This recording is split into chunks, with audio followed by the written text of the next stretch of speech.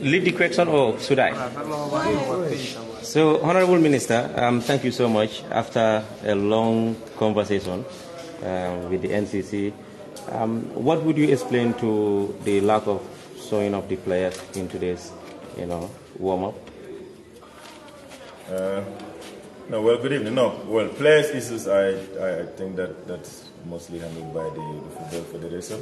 But our part as an NCC and as a ministry is to deal with the issues, and that is with the federation, and they deal with the players. So the communication we got is that the players said they were expecting a qualification bonus that was not paid to them. So it's not really about what some people say about match bonuses or so. As far as I know, they are not all match bonuses. And the camping allowance that they went to, the camping that they were in Saudi, they were giving the money that they were supposed to be given, which is 5,000 euros per player. That has been given. What they said, they're claiming, is what we were taught. That the players themselves said they were not interested in it at the beginning, which is the qualification. So they didn't come here because they said they have to be paid 38 million and some hundreds. I don't know the exact figure, but 38 point something million dollars is for qualifying to AFCON, and that was the contention. Well, would someone say it's unfair to the side of the public after they came here just to see the players, maybe for a final sending off, and in the end it doesn't happen? Well, yes, of course. As stakeholders, our responsibility has been fulfilled, and we did coordinate this with their technical bench and the coach. As you see, the coach was here himself, and his technical side were here. The players are the ones that didn't come. So, like I said, we don't talk to players directly. There is a linkage, and yes, there was a signal earlier today where they said, "Oh, if you don't get the money, we are not coming." And then they kind of stood to that ground to not come to the stadium. But there was an ongoing negotiation, and we thought that negotiation could have been able to yield results for them to come and do what is expected, which is to say farewell to the players through a training that we all agreed. But unfortunately, they decided not to come. And, of course, we respected their decision that they don't want to come. Yes, it is unfair to everybody, to the NCC, to the fans, to everybody that tried to come and see them for the last time, and then, they didn't show up. But, like I said, in football, some of these things do happen. For those of us who follow football, especially football in Africa, it's not a desirable situation, but it's a situation that it's a crisis that we handle. And that's why, after that, I had to summon for an emergency NCC meeting to get the full update from the Football Federation, and they have given us a full update, and we have consulted even to the highest level of the president, and we have taken a decision, and so that's why we are out of the meeting. What's the decision that you've taken? Well, the decision that we have taken, it's these are money issues. $38 million is not a little money, and it's not one that personally I can say we can do. Like I said, it's not a commitment that government made. But we have consulted the president all the way in Mauritania, and he has given the directives that we should give the players that to ensure that we stick to the game plan, which is to go to Ivory Coast and do our best. So, government is going to look for those monies of 38 million and pay to the players tomorrow. Was it mandatory that they should be paid the 38 million for qualifying to the AFCON? No. Those are not mandatory things. Mandatory issues is camping allowances, match bonuses. That's what we know. The rest, qualification bonuses are like more of incentives that are given to a player, to the team, for qualifying. And it's not necessarily something that is linked to the matches. It's like I said. So, but sometimes, yes, when you find yourself in a situation like this, and you call it anyhow, it's blackmail or kind of your hands are twisted to do what the players want. Sometimes you give it in the interest of the country and in the interest of what we believe in, which is the football. But it's an unfortunate situation. For them to say you have to pay them that amount of money, was there any point in time where you mentioned that you will give them a certain amount of money if they qualify? No, they're like, we don't deal with players. That's why I say there's a certain aspect that is a football federation matter. As a ministry, and in this instance, speaking here as an NCC chair, we don't talk with the players, and we've not had that conversation before. You know, and the captain himself, Omar Kohli, spoke with the president at one time after the qualification when the president called him, and then from the information we got, he himself told the president that, you know, they got the diplomatic passport, they don't want money. You know, and unfortunately, they have the diplomatic passport, but now they want the money. Are you disappointed? Well, of course, disappointed. I'm very disappointed, but that's not what we expect, especially if you talk to the highest authority in this country, who is the president. If you say something, you stick to it. And if you're a leader, in the end, you take responsibility for the things that you say. You don't go back in your words and then put everybody else under pressure in the situation that we are today. Final question, does this strangle the ministry or the government itself? I mean, knowing the fact that, you know, they are still looking out to get funds elsewhere, and here comes another fund which was not even part of the deal. Of course, yes. I mean, we all know this economic situation of this country, and that's what we always tell people. We don't compare ourselves with other people, and I don't even think that is really an issue in terms of what we're paying currently in terms of our regime, in terms of paying a 5,000 euros for a camping allowance and paying 7,000 euros for winning a match per player, or 6,000. These are things that are unprecedented, and I think that recognition should have been there coming from them, that yes, we want certain demands, but we also recognize that the efforts have been made by the government together with the federation to be a little bit reasonable based on the economic situation of the country. But it wasn't part of the budget, like I said, because we had a budget that came from the Football Federation, submitted to the NCC, and then we sat over it, and government said we are committing. Today we announced that government is giving $171 million as our contribution to the total budget, and already 150 million has been given. That's 38 million was never part of it. And even with that amount, it was still in the deficit. It was less than what we anticipated if we get to the final, because the total budget is from day one to the final. You know, so it's a management issue, but like I said, there are certain decisions, certain situations that you find yourself. You don't look at the what is good and what is bad. What is necessary is to take actions that are in the interest of the public. And in this instance, Gambia's interest is for the team to go to Ivory Coast tomorrow, and that is the discussion that we have had, and that is the briefing that we are giving our head of state, and he gave instruction to us and the Minister of Finance to say we try to make additional funds and make it available to pay so that they can be able to go. Will they leave by 12:20 tomorrow? We hope so. I mean, we are ready to pay them in the morning, and I think they should be ready to leave as well. If that is the only thing that is keeping them, they would get it asked for the instruction. All right. Thank you so much. Thank you so much. All right. Mr. Badjie? Yeah. Thank you. Good evening. Go ahead. All right. Thank you so much, Mr. Badjie. Of course. How would you explain the circumstances that occur here as part of the Football Federation leadership? Yeah, not much different from the other minister's explanation. It's an issue of the qualifying or qualification bonus to AFCON.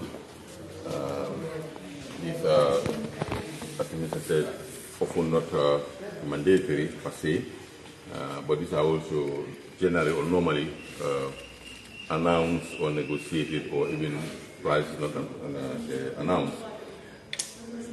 When we started the qualifying rounds for this particular AFCON, there were negotiations with the players in terms of the new allowances and bonus structure, because it's always the case, because for them the position or the perception was that at least we are no more where we are.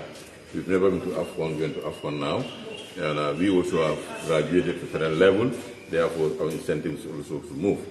And then when we started the discussion, in fact it has been a long and protracted discussion with them, with their proposal that came from them. And then at one point I even had to deliberately push the minister into it. I hope, really, I expected that maybe at this level there will be some sort of consideration. And that didn't happen, and at one point I also blamed myself for exposing him to direct negotiation with the players. And then, and then I took over, and then following series of discussions and meetings, not agreeing on what they are proposing. This includes the campaign allowance and the match bonuses for the qualifiers that we just went through. But the last was the qualification bonus. So this is a whole sort of a document that we negotiated and is on it. And then at the end of the day, when we got stuck in the negotiation, there somewhere there. So when we got stuck in the negotiation, and then there was some threat in the background of even not continuing the qualifiers. I had to go. I remember there was one point, for the middle of the night, I had to leave the office, house to go to the office to write a letter to commit to at least to avoid anything, to give them commitment that we are committed to it and we are going to agree on it. I had to do that because it's not that all the time you have to pass the buck. We also have to do our best not to really be all the time involved in the government. And then within that demands is a qualification bonus of 15,000 euros per player when we qualify to AFCON 2023. And that's the least they could have, because the request was far higher. That was about 25,000 negotiation. At one point, we were even asking them to agree on a percentage increment from the previous one. But that didn't work, they stuck with it. And then we are also responsible, considering every other things. And then we submitted, transmitted that to the government, to the Sports Council. And then even though we did not receive an official reply to that, but we have to move on. We assume, we took responsibility, we assume that really we have to, that's why we could stop. And then negotiate even the campaign allowance and the bonuses for the last qualifiers. You know, as I said, these are things that we, at the level of federation, when we got stuck in the negotiation, this is what we even started applying it even before this new, when they saw the budget, they asked us, but this is something that we discussed with them, and that's where we got stuck. So we started applying it even without the ministry formally approving it or otherwise. And then, but we are having that at the back of our mind. We know it's going to be a big burden or a heavy burden for us, but we have relief. When we qualified in Morocco the last match against Congo, when His Excellency the President called to congratulate the players, and through a telephone conversation where I was present, the coach was there, and then his second vice president was there. The captain, when he requested, before that he even informed us, and our president, we will talk to the president, we will want to have a diplomatic passport. So that at least if we have that, then that will really ease our traveling, and also some sort of prestige, because, you know, not only travel, but having it also is an honor. And then this we're not going to disturb with monetary compensation for qualification. This I said that's going to be good news to us, because we have been thinking about it. And then when he spoke to the president openly, he told the president, "You are asking body," and the president, "Okay, consider it done." And that's what really transcended. That's why when we are making the budget, naturally, we didn't expect it to be there. But later on, you know, things started coming up, and then I started, the captain reached out to me about this, and I said, "But this is what he said," and then he has his own excuses. It's a team, maybe for me at the time, but when we went back, the boys are complaining that I didn't sit there. I said, "Okay, I understand. But this really, I don't think you can go by what this you told the president. I even told him before I went to the president, explained, reported this in cabinet. The government, everybody is aware. I don't think you can go back to the president." But continue. And in preparation to this, I sense that it's still going on. What's happening? But we have a response. When we discuss, it's okay. We cannot determine the amount and the time and when it will be. But at least we will look at it as we progress into the tournament. Maybe we may be able to make some savings. Then we can see what we can, we can give them as a token. That was related to them, and they went ahead. A few days ago during the campaign, we received message from the official who represent us there that there was a meeting and the demand came up again. And then, we were all consulted, and we say, okay, let's get. When they came, the threat was there. The threat was there since in Saudi Arabia. They don't go to train and they are not going. And then we also started consultations. When they came, the matter came up. This afternoon, also after the discussion with the vice president, we also had a brief meeting with some of the officials.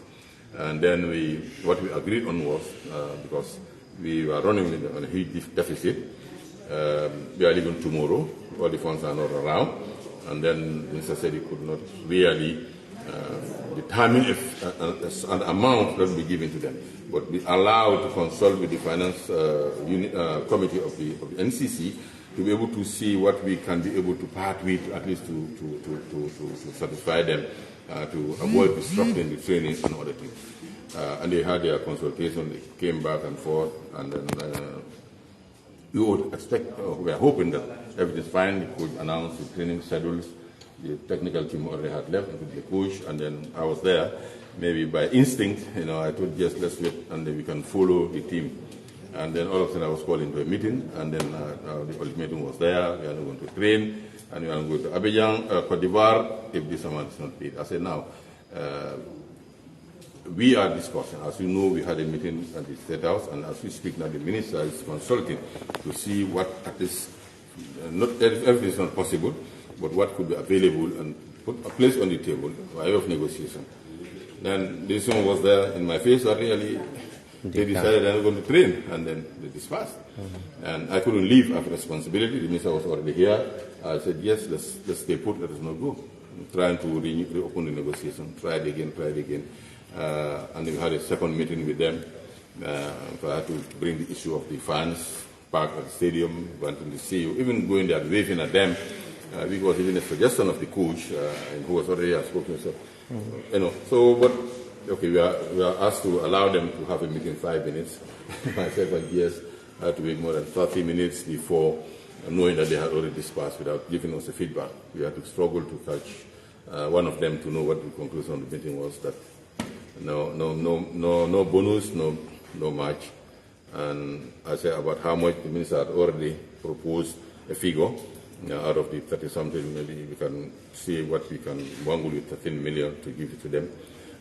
But the feedback latest was that they are not settling for anything less than the whole amount. And then it was very unfortunate. That's the situation. Finally, one last question. This has happened, and of course we have seen in Cameroon similar situation like issues of bonus arises.